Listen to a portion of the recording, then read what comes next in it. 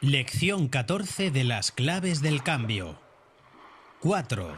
Flexibilidad. Un coraje mal proyectado puede ser tan nocivo como el pasotismo más profundo. No es el tóxico ni el patógeno el que genera la enfermedad, sino la intransigencia. Es la intransigencia la que genera de la rígida cerrazón. Certeza de que mi razón es la única y auténtica que solo la flexibilidad puede vencer. El junco flexible no se quiebra con el viento que sopla en todas las direcciones, pero la caña seca y rígida sí. Alegóricamente, el viento es el tóxico o el patógeno. La cerrazón y rigidez es la caña seca. No es el viento quien rompe la caña, es su falta de flexibilidad. El junco que es demasiado flexible, servilismo, y no tiene la suficiente consistencia para erguirse, se pudre con la excesiva humedad del suelo o se quema cuando el suelo está excesivamente seco y cálido. Solo desde el conocimiento de la flexibilidad se puede entender de los acontecimientos que parecen atentar más contra nosotros, generando ello grandes daños irremediables. Cuando entendemos de este conocimiento de la flexibilidad, es cuando estamos preparados para entender que muchas consecuencias vienen implícitas en otras circunstancias ocultas y que tanto tendremos que aprender y asumir consecuencias y circunstancias como si se trataran ambas de una enseñanza y no un atentado. Cuento: la tristeza y la furia. A veces las apariencias engañan porque el conflicto que las alimenta es complejo. Entendiendo por furia, ira exaltada, irritación colérica, prisa, velocidad, intensidad y vehemencia con que se ejecuta algo de forma apresurada, acceso de demencia. En la mitología, la furia es cada una de las tres divinidades infernales en que se personifican la venganza o los remordimientos. Entendiendo por tristeza, afligido, apesadumbrado, melancólico, deplorable, funesto, doloroso, enojoso, difícil de soportar, insignificante, insuficiente, ineficaz, etc. En un lugar místico y algo confuso, donde la ciencia jamás pudo penetrar, pero de donde los hombres nunca pueden salir, existe una laguna sagrada donde se van a refrescar aquellos misterios de las psiques humanas más necesitados. Se trata de una laguna donde se refleja perpetuamente un arco iris de dimensiones infinitas que alumbra el lugar y a la que afluyen algunos que otros ríos que en diversas cascadas ofrecen sus aguas al verde intenso de esta laguna. Y empieza la historia cuando resultó que un día coincidieron por casualidad en esta laguna el espíritu de la furia y de la tristeza. Ninguno de los dos espíritus se fijó en el otro, el uno por demasiado ensimismado, el otro por demasiado apresurado. La furia, apurada como siempre, se bañó rápidamente y sin tiempo para recapacitar, cogió las ropas equivocadas y se marchó. La tristeza, como siempre, muy calmada y muy ensimismada, sin importarle lo que ha de hacer o lo que está haciendo, cogió las ropas que había en la orilla y se dio cuenta de que no eran las suyas. Pero, como lo que menos le gusta a la tristeza es estar al desnudo, entonces se puso las ropas que había, la ropa de la furia. Desde entonces, la furia y la tristeza no han vuelto a coincidir en el estanque, y desde entonces sucede que, a veces, uno se encuentra con la furia ciega, cruel, terrible y enfadada, pero si nos damos el tiempo de mirar bien, encontramos que esta furia que vemos es solo un disfraz y que dentro del disfraz quien está es la tristeza. Moraleja. Así sucede con frecuencia que cuando alguien te trata con agresiva furia, es mera tristeza la verdadera causa, pues si te das el tiempo necesario para mirar bien, el ropaje que identifica a la supuesta furia es un mero disfraz que esconde a la tristeza. Es por ello que la postura flexible resulta la más propicia para enfrentarse a hechos y circunstancias marcadas por tales frecuentes equívocos. ¿Qué has aprendido de este apartado y su cuento? ¿En qué no estás de acuerdo en este apartado? ¿Qué es lo que más te ha gustado de este apartado y su cuento? 5. La escucha. La escucha es la apertura básica al conocimiento que fomenta la evolución. Por tanto, se trata de la forma de pedir consciente más importante.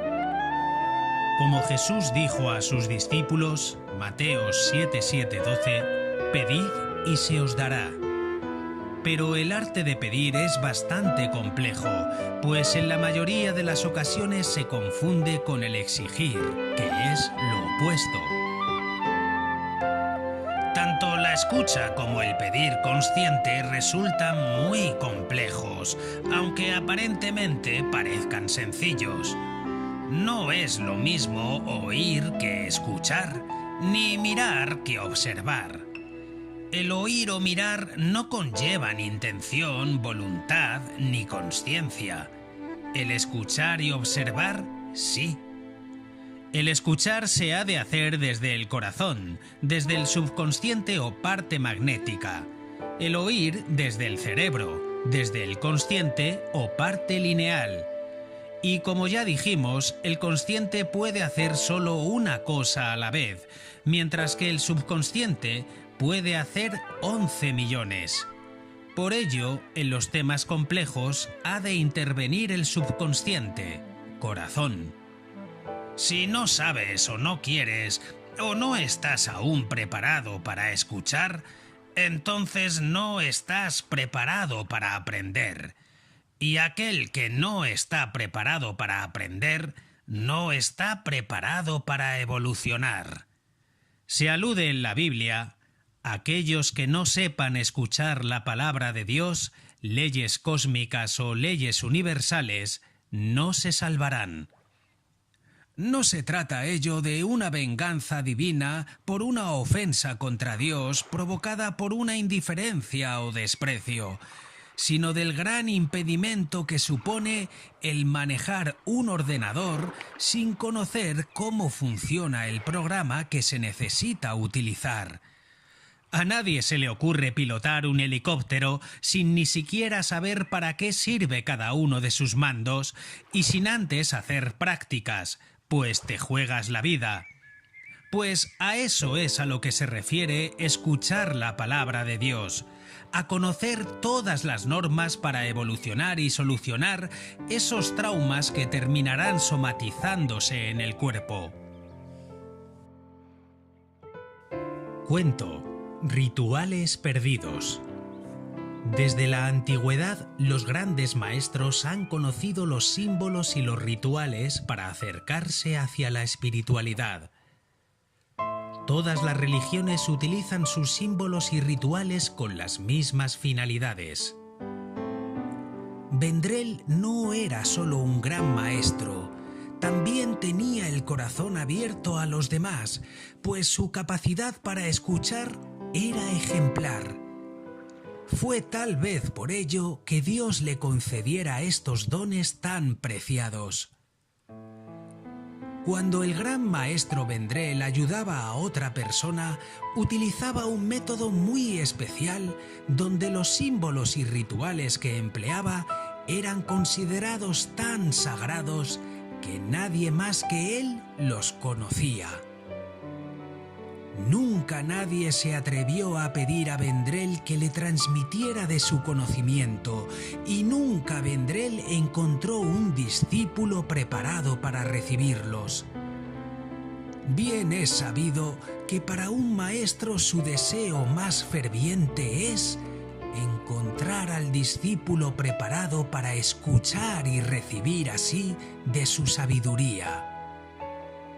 Pues sólo desde la escucha el maestro verá sus conocimientos en el alumno sembrados, arraigando y creciendo, hasta incluso haciéndose más grandes a veces que los del propio maestro. Así, el maestro verá en el discípulo un relevo de continuidad a su sabiduría, que de lo contrario estaría abocada a su autodestrucción.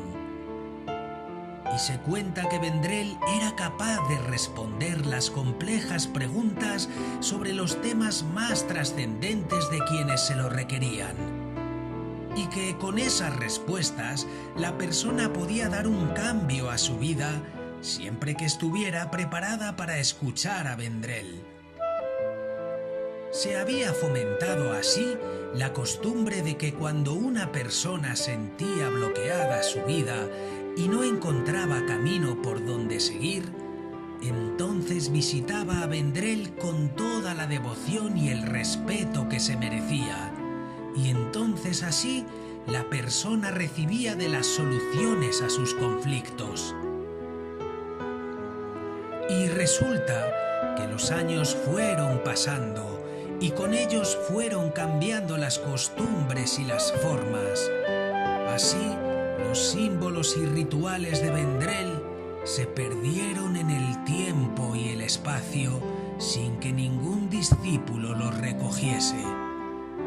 Y se dice que en consecuencia toda esa sabiduría se desvaneció. Y ya ves, muchas generaciones después estoy aquí sin conocimiento de los símbolos y rituales de Vendrell. Desde mi maestría aprendí a escuchar las palabras que están en boca de otros, pero sobre todo las palabras que están en el aire. Y resulta que, sin saberlo, estoy dando contestación a las preguntas más trascendentes de quienes me consultan. Nunca conocí a Vendrell, si bien estoy seguro que Vendrell sí decidió conocerme a mí, con la expectación que solo un gran maestro sabe mantener en el tiempo y la distancia, esperando a conocer el terreno más propicio para sembrar sus semillas sagradas. Y así, brotadas esas semillas con el fértil terreno ya evolucionado por los tiempos, el nuevo maestro Pegut se sintió repleto de una sabiduría que tanto sorprendía a sus pacientes como a él mismo. Una sabiduría que no conoció de los símbolos ni rituales para activarlos, pero que supo revivirlos y potenciarlos por el único deseo de ayudar y por la enorme capacidad para escuchar las palabras que siguen en el aire esperando dónde cuajar. Moraleja: ahora tú también podrás beneficiarte y aprender, porque se ha transmitido esa semilla a este tiempo en que a ti te toca crecer. Solo escucha, sin preguntar, abriendo tu corazón, descartando todas esas dudas que pertenecen solo a la razón, quedándote desnuda a los mensajes de esa voz. Y verás cómo las semillas también en ti germinarán, ansiosas porque tu cometido se pueda alcanzar. No te esfuerces por recibir de estas semillas. Haz aquello con lo que disfrutes y deja que las semillas que te correspondan lleguen a ti. La clave de todo está en la paciente búsqueda y en la focalización hacia lo positivo, No te preocupes en cómo hacerlo, solo disfruta en tu empeño, pues las semillas de tu maestro te buscan. Solo has de dejarte ver cómo eres por dentro.